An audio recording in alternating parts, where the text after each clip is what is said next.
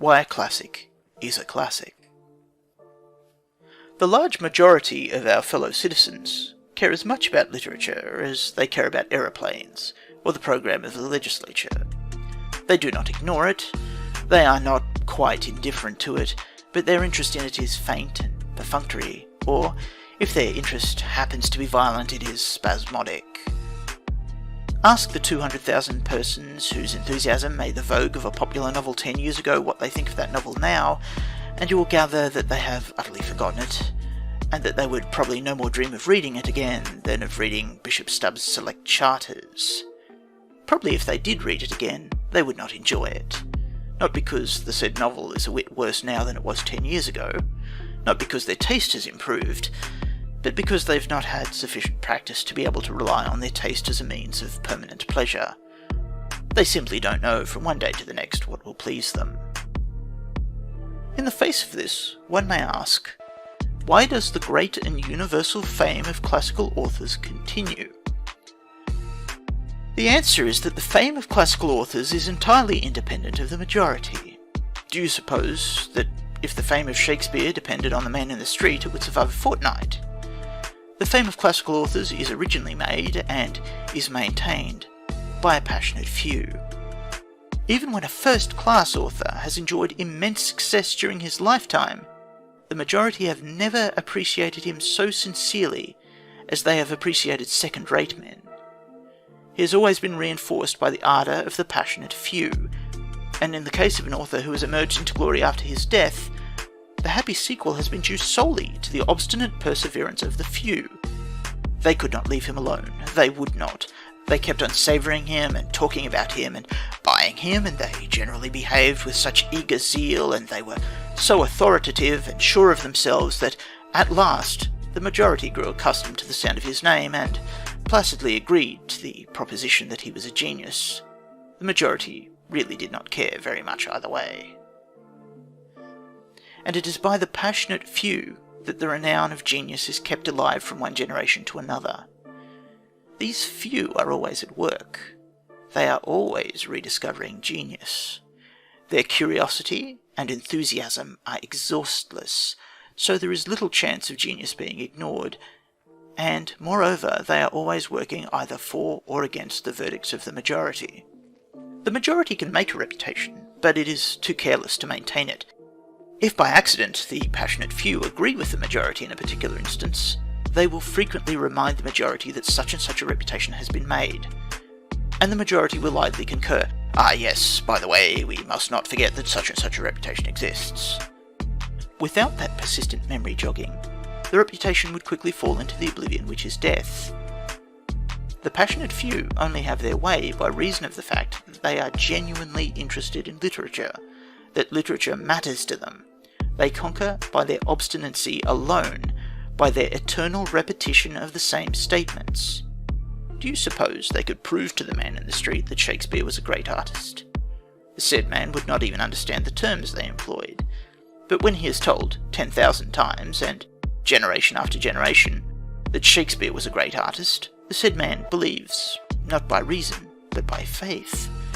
And he too repeats that Shakespeare was a great artist, and he buys the complete works of Shakespeare, and he puts them on his shelves, and he goes to see the marvellous stage effects which accompany King Lear or Hamlet, and comes back religiously convinced that Shakespeare was a great artist, all because the passionate few could not keep their admiration of Shakespeare to themselves. This is not cynicism, but truth, and it is important that those who wish to form their literary taste should grasp it. What causes the passionate few to make such a fuss about literature? There can only be one reply. They find a keen and lasting pleasure in literature. They enjoy literature as some men enjoy beer. The recurrence of this pleasure naturally keeps their interest in literature very much alive. They are forever making new researches, forever practicing on themselves. They learn to understand themselves. They learn to know what they want. Their taste becomes surer and surer as their experience lengthens. They do not enjoy today what will seem tedious to them tomorrow.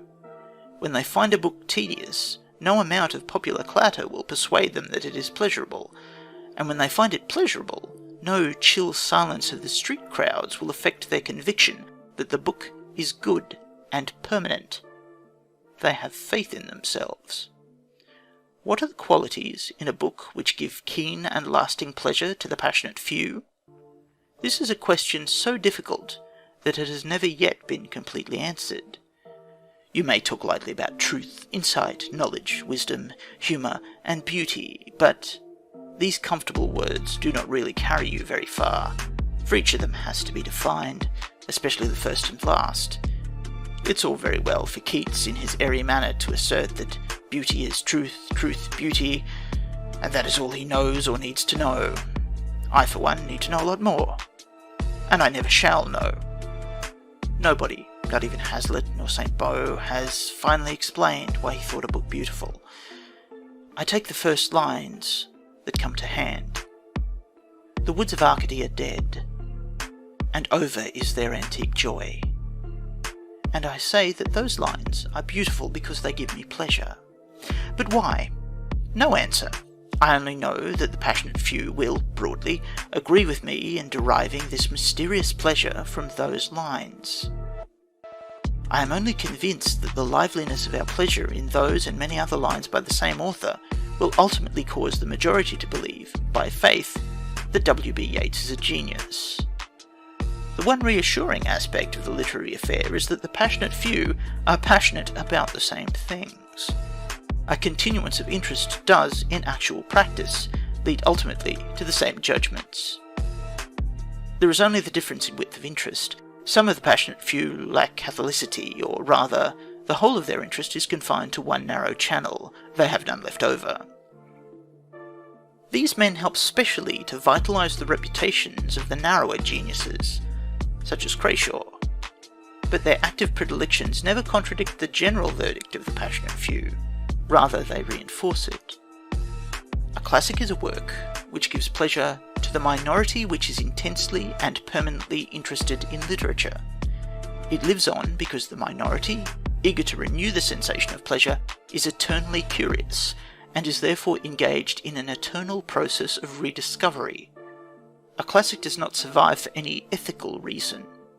It does not survive because it conforms to certain canons, or because neglect would kill it. It survives because it is a source of pleasure, and because the passionate few can no more neglect it than a bee can neglect a flower. The passionate few do not read the right things because they are right. That is to put the cart before the horse. The right things are the right things solely because the passionate few like reading them. Hence, and I now arrive at my point, the one primary essential to literary taste is a hot interest in literature. If you have that, all the rest will come. It matters nothing that at present you fail to find pleasure in certain classics. The driving impulse of your interest will force you to acquire experience, and experience will teach you the use of the means of pleasure. You do not know the secret ways of yourself. That is all. A continuance of interest must inevitably bring you to the keenest joys. But, of course, experience may be acquired judiciously or injudiciously, just as Putney may be reached via Walham Green or via St. Petersburg. End of Chapter 3.